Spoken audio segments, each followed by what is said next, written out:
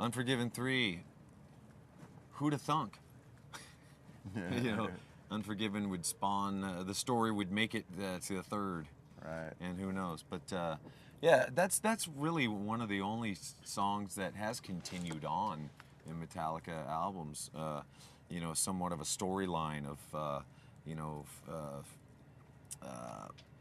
basically, you know, about sin and consequence, forgiveness and unforgiveness, asking for forgiveness, not being able to forgive yourself. There's all kinds of things that tie in when metaphors along with that.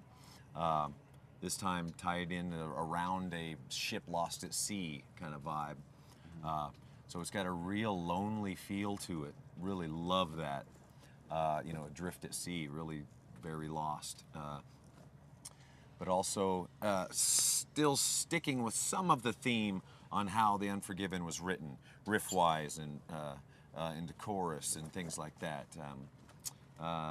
You know, it was funny. We put up the song titles were revealed somehow before we could reveal them.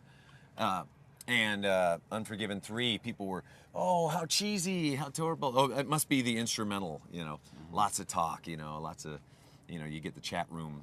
It's like throwing two dogs in a room and just go, you know. Right. You shut the door, and they fight and fight and fight. And then finally, when they actually hear the song, there's just no fighting. It's like, yeah.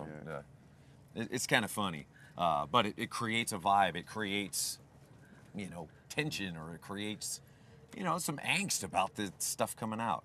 But this song is unbelievable. It moves me every time I hear it. I started off with the, you know, the intro, writing a little intro piece, hopefully really sad, not unlike Ennio Morricone, that kind of feel. And then had Rick Rubin phone in a arranger, and an orchestra basically came in and played on the song, and I think it adds a huge dimension to it. Adds a you know, powerful bit of class. Yeah, it's got a great flow, and like James says, it's very dynamic. So it's a great body of music to have on this album, kind of connected to everything else that's going on.